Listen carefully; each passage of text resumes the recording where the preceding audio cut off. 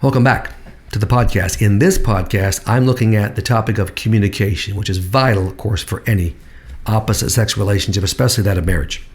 For a marriage to be great, and everybody watching this video or listening to the audio podcast, everybody wants to have a great marriage. For a marriage to be great, the husband and wife need to have ongoing, deep conversations. Not many couples have deep personal conversations. So these couples bump along in superficial misery or they get divorced.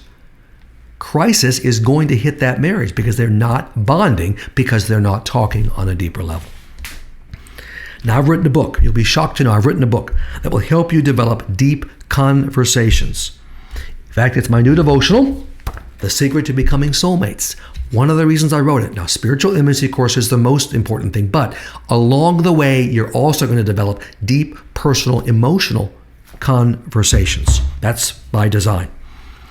So, these are two parallel tracks. You're developing spiritual intimacy in each of the 52 devotionals on the way to a deeper level of spiritual intimacy and bonding. And at the same time, you're going to develop a series of great personal conversations. And once you've established that, you're going to be able to continue the rest of your married life to have conversations like that. Once you open the doors and once you connect inside, you'll be good to go. This book can help you get to the breakthrough that you're looking for in the emotional area in communication. Now, you can only get this devotional on my website. It is not published by a Christian publisher. The last 3 books I've done have all been self-published. I can control the content, and it can be just the way I want it to be. I don't have to wait for a Christian publisher to publish the book and hassle me and change things in the editing. I'm old now. I'm 61, and I'm going to do it my way. Okay, is that clear? My way. And so I don't need them. We have a platform. God's blessing us. We're selling the book, so who needs them? You can only get this book on my platform. My website, davideclarkephd.com. That's Clarke with an E, davideclarkephd.com.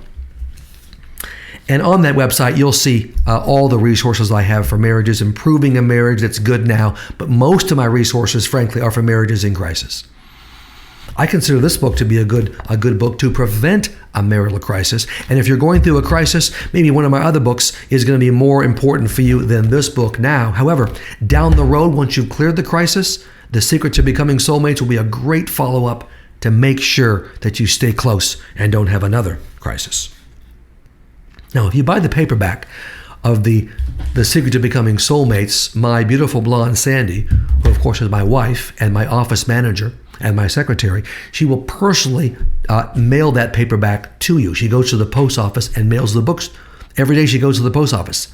That, luckily, is not my department. That is the blonde's department. Of course, you can get the ebook and you can get that right away. Whatever you'd like to do. Now, also on the website, you will see my phone advice service. I'm doing more and more phone advice sessions every week.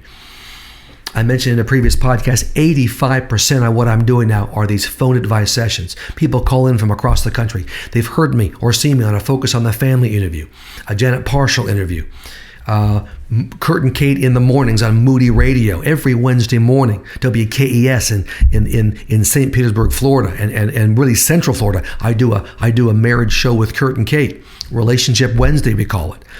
Or they've read a book, they've heard about me, and they want to talk to me because their marriage is in crisis. If you're in that situation and you want solid biblical guidance from me, well, then you can talk to me on the phone. Of course, it costs money, but it's the same price as I charge for an in-person session. So it's easy to set up. We do it via email, and I give you the particulars, the number to call. You call in a few minutes before, and we get your credit card information. We talk for 45 minutes. You're going to have a plan of action at the end of that time. I'll probably sell you a book. Boom. So keep that in mind if you're in a marital crisis and need help. And most of those sessions are not with both spouses. It's just with one spouse. Now, before we dive into this podcast on communication, I'll answer a question from a podcast subscriber. Listen to this. Tough question, but important. My wife, this is a man, of course, my wife is verbally abusive. She'll go on rants of criticism, belittling me just over. And these will go on for sometimes hours, at least half an hour, he says. He says, I've not done anything to deserve this. There are no big sins in my life. I'm not perfect as a husband, but I'm not doing anything terribly wrong. I've asked her to stop and she won't. What do I do? Okay, here's what you do. Your wife is in serious sin. I don't care if it's the wife or the husband verbally abusing. This is sinful. She is abusive, and there's no excuse for that. So stop being her punching bag. Stop taking it. Stop asking her to not verbally assault you. It's just embarrassing, and it makes you look weak, and it doesn't stop her anyway. Stop listening to her rants. You don't listen to one more of her rants. You obviously know when she's cranking up a rant, boom, you're done. When she starts, you say very briefly, "You're verbally abusing me. That's unacceptable," and you simply walk away and ignore her. Now, she's going to have a fit because she's used to you taking it. But you know what? Tough. Let her have a fit. Walk away, drive off in the car. You simply ignore her. If she gets to the point where she physically attacks you because she can't handle you not listening, and you call the cops, and we'll see how she likes that. Also, it's time for Matthew 18, 15 through 17. These steps to confront her in her sin. You've already done the one-on-one confrontation in those verses, and she could care less. Okay, now we go to one or two witnesses, a lady friend of hers, or two lady friends who have the guts to confront her. Have them do it. Church leaders next. If she doesn't respond to that, you start shunning her. Doesn't respond to that, you will physically separate. Boom, boom, boom. Otherwise, you're going to, the next 30 years, have to deal with this verbal abuse. You can't take it. Not helping her either. The message that's going to be sent to her by all your confronters, biblically, is you're sinning. And you need individual therapy to find out why you're so angry and abusive. This isn't a time for marriage work, even if she'd say, okay, let's see a marriage counselor. No. She has personal work to do to find out why she's so mean. What's the matter with her? Now, if these Matthew 18 steps don't work, get my book, Enough is Enough, and get ready to physically separate. I wrote that book for people that have abusive spouses. All right, let's talk about communication and how to get yours deeper. And you'll be shocked to know that a key part of that is going to be through spiritual bonding. This is God's design. One day, I had just finished lunch at home and was driving back to the office. It had been a particularly difficult couple of weeks in my therapy practice. I had seen a succession of married couples who didn't talk to each other. Their communication was just about non-existent. Except for good morning and pass the potatoes, these couples didn't have anything to say to each other. I was beginning to wonder if there was even one married couple in Tampa Bay with a halfway decent level of communication, or really even across the country, doing phone advice sessions. Then it happened. As I drove down a quiet residential street near my home on the way back to the office, I noticed a man and a woman walking together on the sidewalk. I felt a burst of hope and thought, well, it's about time I came across a couple who actually enjoys being together. Look at that sweet picture. A husband and his dear wife spending quality time talking as they get a little exercise. I was warmed. They're not holding hands, but you can't have everything, because I'm big on holding hands. At least they're communicating. Maybe there's hope for marriages after all. My warm, wistful bubble exploded as I drove close enough to see what was really going on. I observed with horror as they each were looking at their dumb phones. They weren't talking at all. They weren't even looking at each other. They were glued to those cell phones, those iPhones. I lost control. I snapped. I have to tell you. I pulled alongside the couple, rolled down my window, and shouted, "What's the matter with you two? You are wasting a golden opportunity to build your marriage. Why are you looking at your phones and not talking to each other? Why do you even bother walking together at all?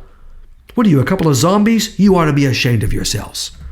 Okay, I didn't say those things to the couple.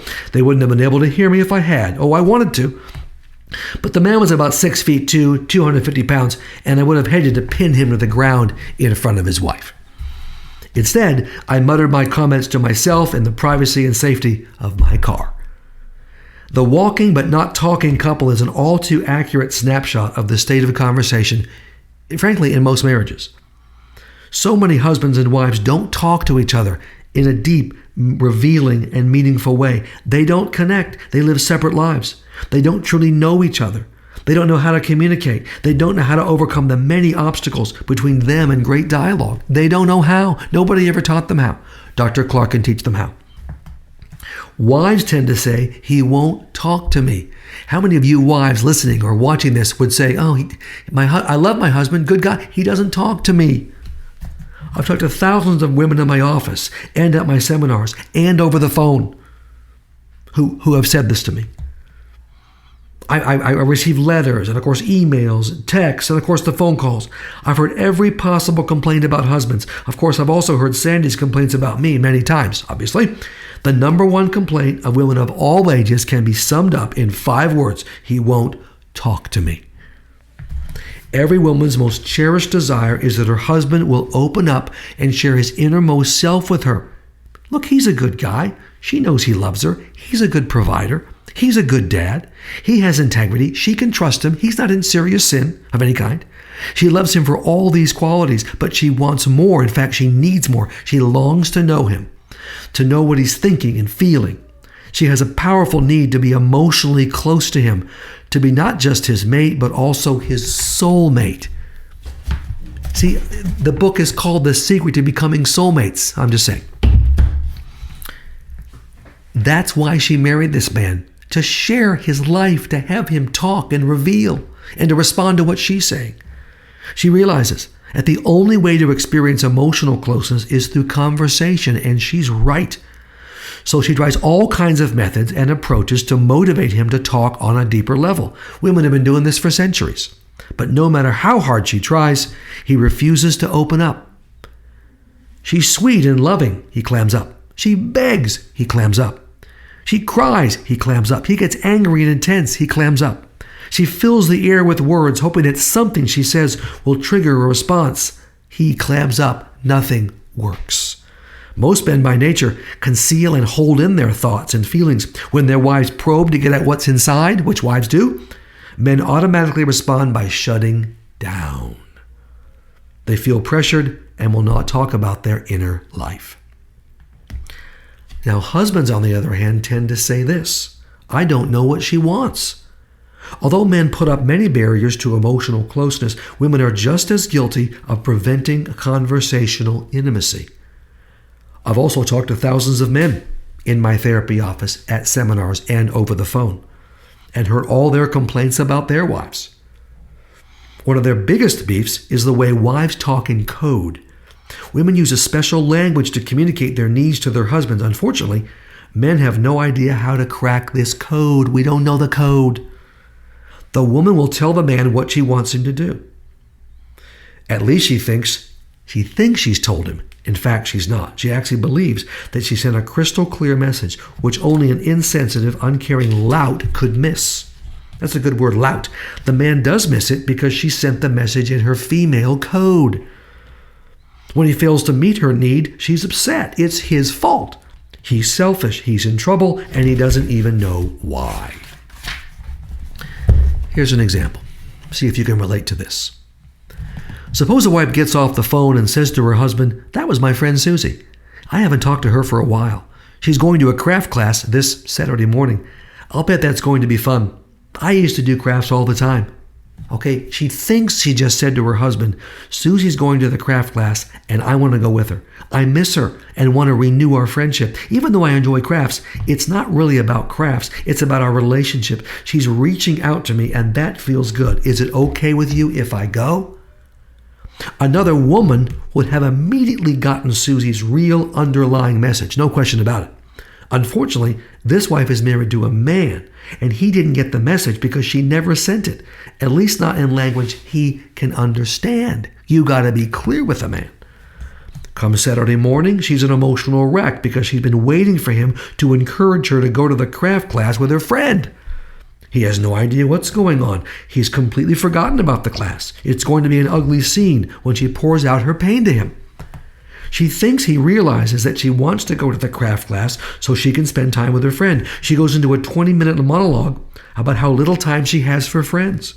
One lousy time, she has a chance to be with a friend, and he denies it to her. Her assumption that he got her message is incorrect. He never got the message. She has created this imaginary scenario about her husband's insensitivity and injustice. Is this fair? No. Is it the way most wives operate? You better believe it. The woman incorrectly assumes that she is sending a clear message to her husband. When he does nothing, her fury builds and builds because she concludes that he's a thoughtless, heartless nincompoop. That's a good name, nincompoop. So how do we actually connect in conversation? How is it done? I'll tell you how it's done. Both men and women are guilty of killing conversation and with an emotional intimacy, which of course leads to physical intimacy. You don't have the emotional, you're not going to get to the physical. There are many barriers to true emotional closeness, and without good communication and the intimate connections it creates, you can't have much of a marriage. You can't. A great marriage is a series of great conversations. Did you hear that? A great marriage is a series of great conversations. It is, in fact, critical to connect in conversation and produce an ongoing, vibrant emotional bond. You need to understand basic male-female differences, share openly and honestly, and learn to communicate on a deeper level. I teach seminars on these topics. I wrote a whole book on communication skills in marriage. It's called Men Are Clams, Women Are Crowbars, published by Focus on the Family. A lot of great techniques in there. I mean, there are. But although communication techniques do help in the creation of emotional intimacy, they are not enough on their own. How many times have you and your spouse gone to a seminar, read a book, watched a video, and experienced only a brief burst of improvement? After just a few days or weeks or months, you slip back into your old intimacy-killing patterns, didn't you?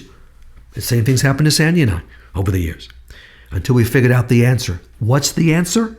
How can we break through all these barriers to intimacy and achieve long-term marital joy and fulfillment? Here's the answer. Listen to this. Both physical and emotional intimacy are essential, no question, and there are specific things you can do as a couple to improve them. All true. But the main continuing source of both physical and emotional intimacy is, guess what? Spiritual bonding. We keep coming back to spiritual bonding. It's that important. It isn't just a part of your marriage, it's the core of your marriage. Not many people know this.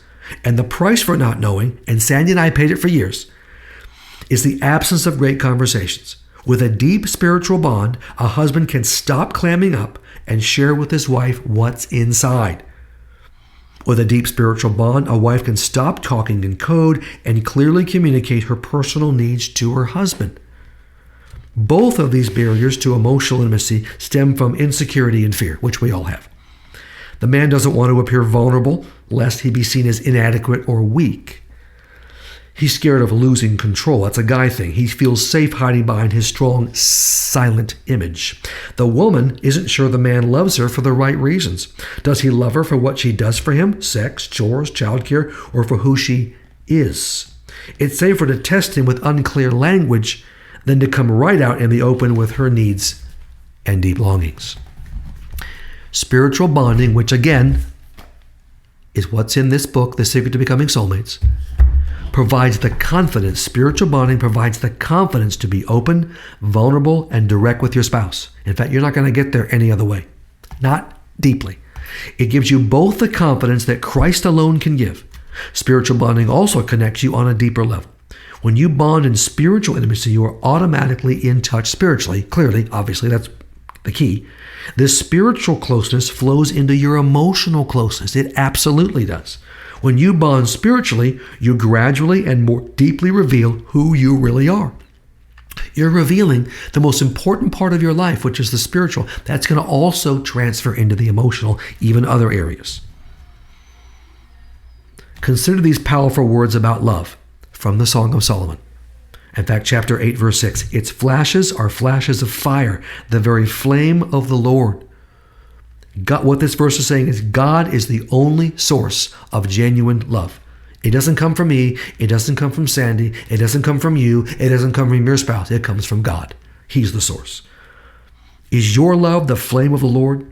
If you want this kind of love, and I know you do, you have to spiritually bond. So again, the secret to becoming soulmates, my 52-day devotional on sale now at davideclarkephd.com. That's Clarke with an E. I'm telling you, it will make all the difference in your marriage. You get the spiritual bond, that will flow into the emotional. You get the spiritual bond, that will flow into the physical, all three areas operating. Now, my next podcast, here's the next teaser. My next podcast, I'll return to a devotional day in my new Soulmates book. We're going to cover another day, and this day is going to be focused on communication, so I can see how this kind of walks out in reality between you and your spouse as you use this devotional to create spiritual intimacy and emotional intimacy. So, as my dear mother used to say, until next time, carry on.